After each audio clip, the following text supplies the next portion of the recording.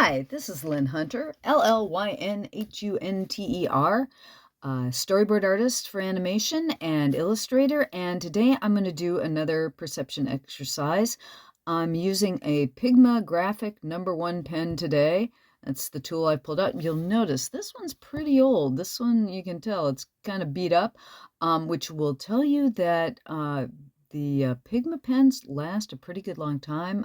Sakura is the company. It's a Japanese company. These pens have pigment in them. I like them because they work like Rapidographs used to. It's a felt tip pen technically, but they're nice pens. If you have never used Sakura pens, it's a good one to try. You can use a crayon, you can use pencil, you can use anything to do this exercise. I like something with a little bit of a drag in it when I draw, simply because I'm very heavy-handed, and my particular control has never been the best, or has never been the best.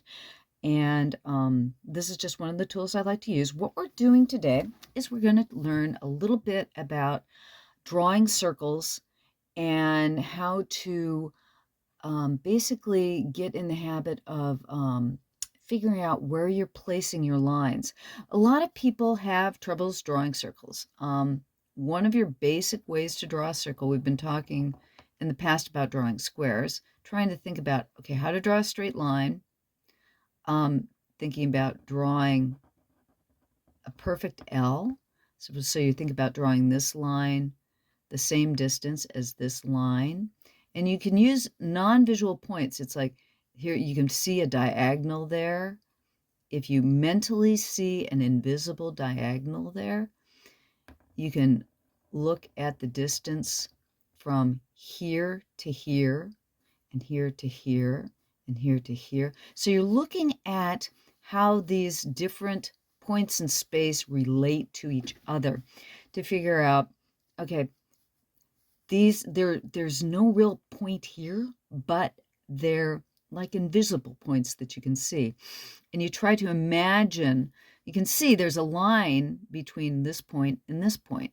There's no real line there, but you can visually in your head see a line that goes from one point to another. And that's how you figure out how you're drawing that line in space.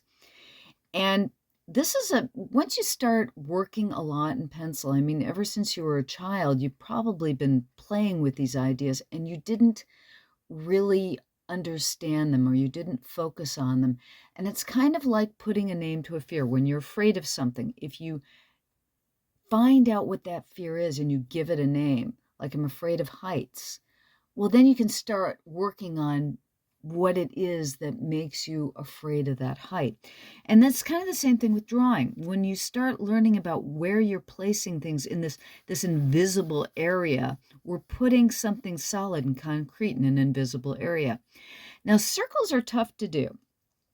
I taught some 9-year-olds once how to do circles inside a box.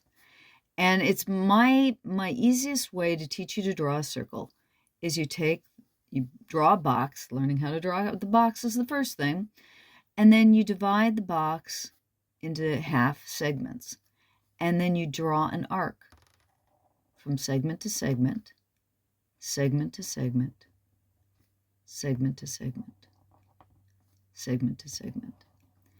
And then basically you've got your basic circle. And sometimes you can take a diagonal. And you notice, this is not the straightest line in the world. Like I said, I like something with a grip because I don't draw the straightest lines in the world. This is a way to practice. This is a way to get your small muscles in your hand working. This is a way to get to see things. It doesn't really mean you're going to be perfect, but when you've got an X and an X and an X, you can see all these elements within your circle. And then you can always, you can draw a box, equal linear. And you can see there's distance that you can draw an arc, and an arc, and an arc, and an arc. And you've drawn another circle within a circle within a circle. So this is a way to more or less get your circles more perfect. As I said, more perfect. Nothing I do is perfect.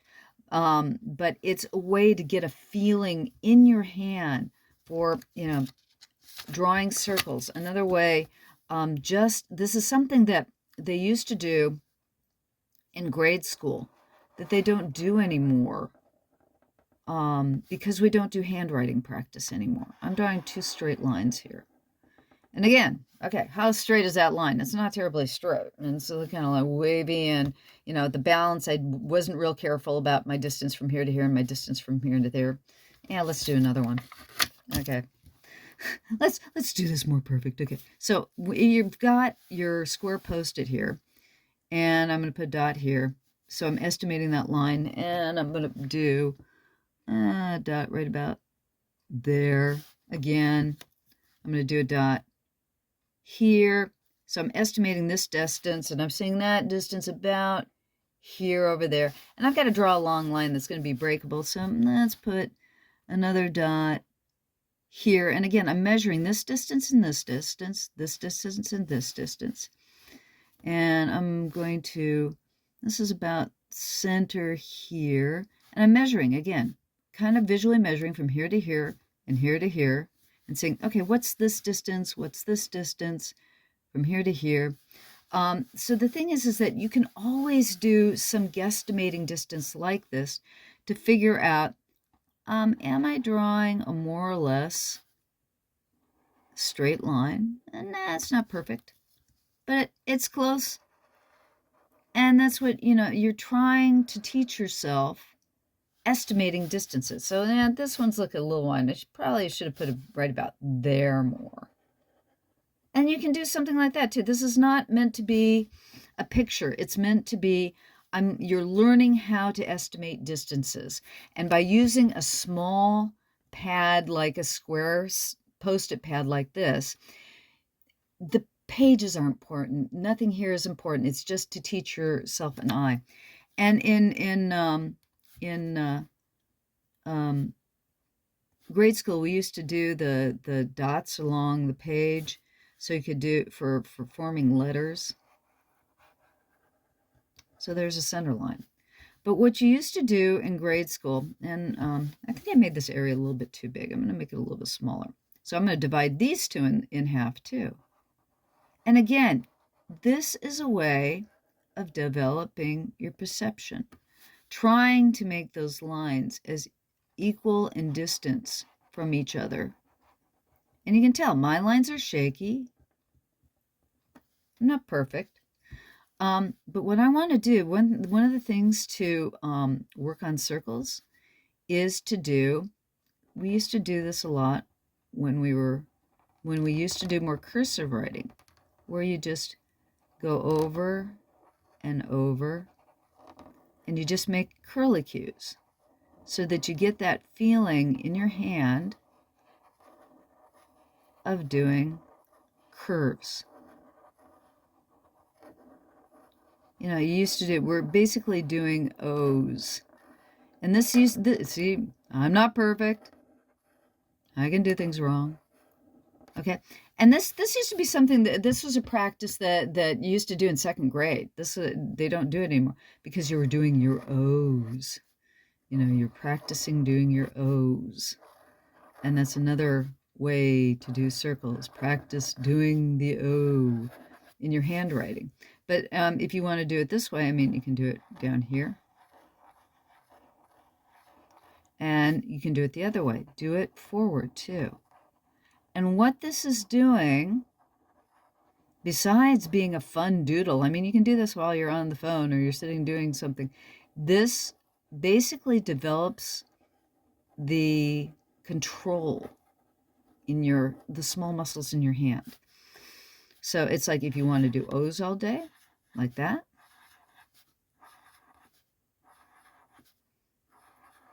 That's another way to practice circles. Or, when you did C's. That used to be a way, we don't do handwriting anymore. And that is one way that you can actually develop your art skills is by doing handwriting. Now, the last little thing I want you to try as a circle development today is you're going to do a little circle in the center of your page. I'm just going to draw one little circle. Okay, so you start with a small one. And then what you want to do is pick a distance that you want to go away from your circle. I'm going to pick that distance right there. This distance from my circle to that dot. And I'm going to draw around it. And I'm going to create a donut. Okay, then I'm going to do the same thing. I'm going to put a dot here. And I'm going to try to keep that space around this circle the same. So what I'm going to do is I'm going to be measuring with my eye this distance to this distance, from here to here, from here to here. And that's an example of what you can do too. I'm doing almost a dot to dot. I'm looking for that distance from the circle to that line, so that when I draw round,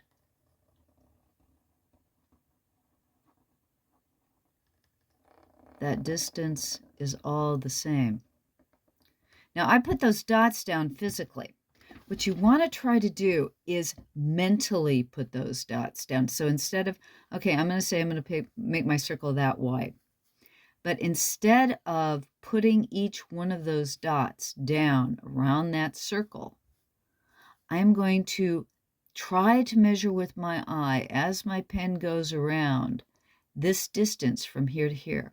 And that what's that is doing is that's teaching my eye and teaching my hand, coordinating with my eye, how far is that distance from the circle inside. And so I'm going to keep going around and keep trying to maintain that distance. And you notice I'm getting a little shaky here. And again, that's because when you push instead of pull, when you're pulling, if I pulled this way, okay, I'm going to put a dot here, just to say I'm going to try to do that distance again. But when you pull, you have a much cleaner line than when you push. So that you could always do the good old turn your block of Post-its again. Or I'm going to turn it this way, and I'm going to pull from this way to this way. Pull from this side over to here. And that trains, again, different muscles and your eye in a different way. And like I said, see, it's not perfect. It's like that, I didn't do quite well there. But again, that's not saying that's not a way you can do something. But that's it. That's our little lesson on drawing circles and improving your perception today. Thank you for stopping by. Please join my Patreon if you can. If nothing else, you don't have to pay. You can just join for free. And you might get some of the posts a little later, and there are a few things that you might not get just because you aren't donating, but that's okay. I usually open most of my stuff to the public 3 days after, and that's about it. Thank you very much.